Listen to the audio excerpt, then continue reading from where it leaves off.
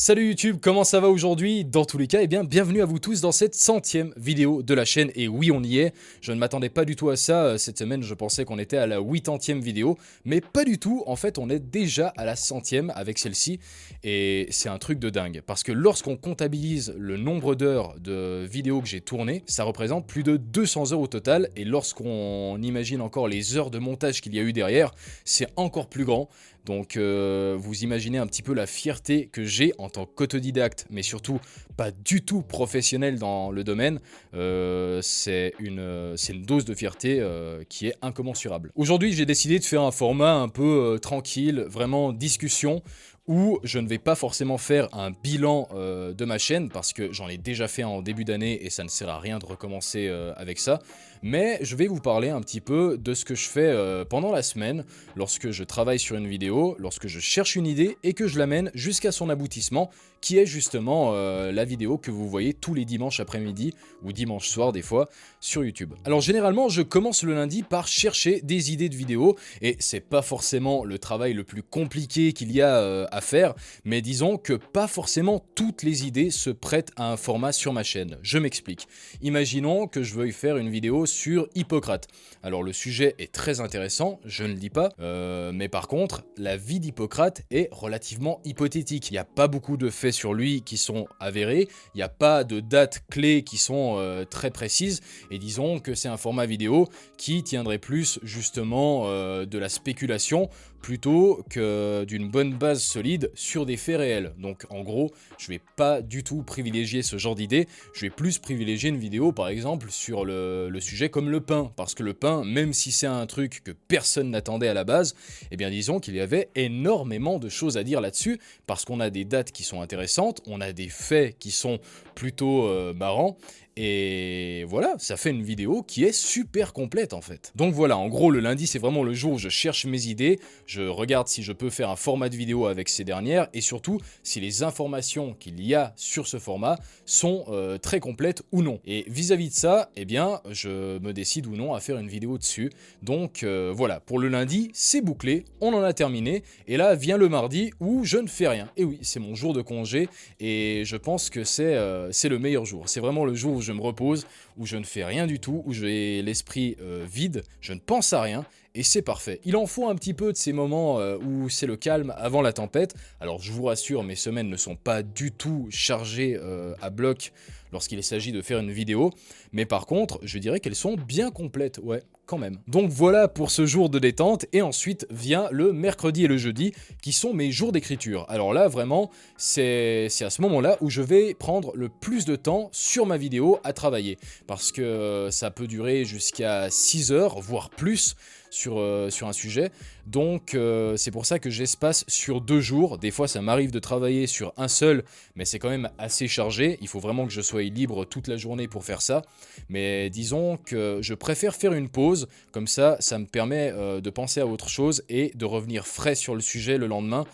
Ça m'évite d'écrire et de perdre en qualité d'écriture justement. Ah, et d'ailleurs par rapport à ça, je tiens à remercier fortement tous les cours de français que j'ai eu lors de ma scolarité, parce que sans eux, je n'aurais pas du tout eu la qualité de rédaction que j'ai aujourd'hui. Alors je ne dis pas que je suis un écrivain, hein, loin de là, mais par contre j'ai une certaine facilité à écrire, ce qui est plutôt parfait, parce que mon travail, je tiens à le rappeler, c'est plutôt de vulgariser au maximum des informations qui, au premier abord, sont relativement complexes, hein. Je dis pas non plus que les informations que je cherche sont très scientifiques, mais par contre, lorsqu'on traite un sujet historique comme j'ai l'habitude de le faire, on essaye de le rendre assez familier en fait, c'est ça. Parce que lorsque vous êtes à l'école, c'est justement l'histoire qui est l'une des branches les plus ennuyantes, parce que c'est très scolaire, c'est très cadré, et on s'ennuie fortement lors d'un cours d'histoire, moi le premier. Ensuite, eh bien, vient le jour du tournage, qui est sans doute le jour le plus compliqué, et pour plusieurs raisons. Alors déjà, je commence très simplement par contrôler un petit peu ma lumière, la caméra, etc. si tout va bien, et je me lance dans le jeu. Donc en gros, j'ai plusieurs moniteurs qui sont là pour m'aider. J'en ai un qui est juste en dessus de ma caméra, qui me sert justement à avoir un retour sur mon visage, parce que comme j'utilise un GH5 et que l'image est en autofocus manuel, eh bien je dois contrôler si je suis focus ou pas, parce que si je fais ça là comme ça, c'est clair que la vidéo, vous me voyez trouble, et c'est pas le but. Donc c'est pour ça que ce moniteur est là, c'est pour contrôler justement ce petit détail qui est très important. Ensuite j'en ai un ici, là, qui me sert à observer le son, parce que si je commence à crever le plafond en termes de décibels, eh bien ce sera pas du tout à mon avantage lors de la post-production sur Premiere Pro. En fait je vais vraiment galérer, donc c'est pour ça que ce moniteur est très important. Et pour finir, j'en ai un autre ici qui me sert à observer justement mon texte, à le relire, à le corriger au pire des cas, mais c'est vraiment, je crois, l'écran le plus important lorsque je fais la voix off dans mes vidéos. Et pour vous dire, le plus compliqué, c'est pas forcément de surveiller tous ces moniteurs, parce que ça se fait avec les yeux, et c'est l'histoire d'un regard de temps en temps. Non, pas du tout. En fait, la chose qui me demande le plus d'énergie lorsque je tourne, c'est vraiment de parler à un bon timbre de voix, et de ne pas avoir un ton monotone, parce que si je vous parle comme ça pendant plus de 12 minutes, et que je vous parle d'un sujet historique, eh bien vous allez vous faire chier comme dans un cours d'histoire à l'école, et ce n'est pas le but. Alors je tiens quand même à préciser que ce n'est pas non plus surjoué à fond, on n'est pas dans une vidéo d'Amixem ici, pas du tout, mais disons que c'est devenu une habitude pour moi de parler comme ça en face de la caméra, et je trouve que c'est très dynamique, et c'est ce que je veux en fait. Donc voilà, pour vous résumer le tout, les moniteurs que j'ai ici me servent vraiment d'assistant lorsque je tourne une vidéo, et je pourrais pas du tout m'en passer d'un seul. J'en ai 3, franchement ils ont tous leur utilité, et si j'en avais 2, ce serait un peu plus complexe je crois. Et quand je pense qu'à la base je tournais avec mon vieux Toshiba que j'avais acheté en apprentissage, bah comme quoi tu vois, avec le temps on évolue d'une certaine façon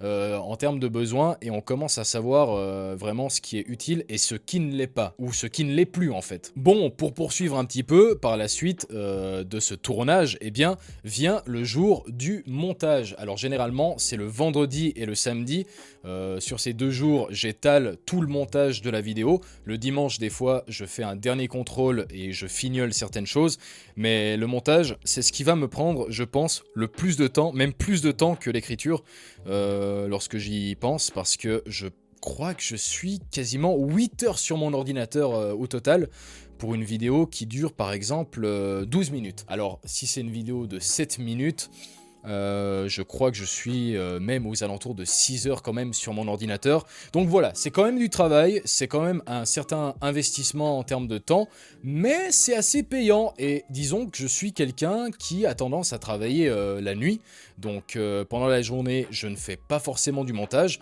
mais le soir jusqu'à 1h voire 2h du matin, eh bien ça m'arrive quand même d'être sur mon ordinateur pour faire justement ce fameux montage, pour vous donner une vidéo le dimanche après-midi ou le dimanche soir. Donc voilà, c'est un petit peu ce qui se passe lors d'une semaine type. Alors bien évidemment, c'est sans compter les aléas qui peuvent se passer, comme par exemple il y a 2 semaines, lorsque je n'ai pas pu tourner de vidéo pour une raison X ou Y, et ça m'arrive de temps en temps, c'est très rare, mais lorsque ça arrive, c'est un petit peu embêtant, mais c'est pas non plus la fin du monde. Dans tous les cas, j'espère que vous avez apprécié cette 100e vidéo, et je tiens à remercier tous ceux qui sont là depuis le début, parce que franchement, ça en fait des années. Hein. Ça fait combien d'années qu'on est sur YouTube d'ailleurs? Ça fait 2 ans je crois.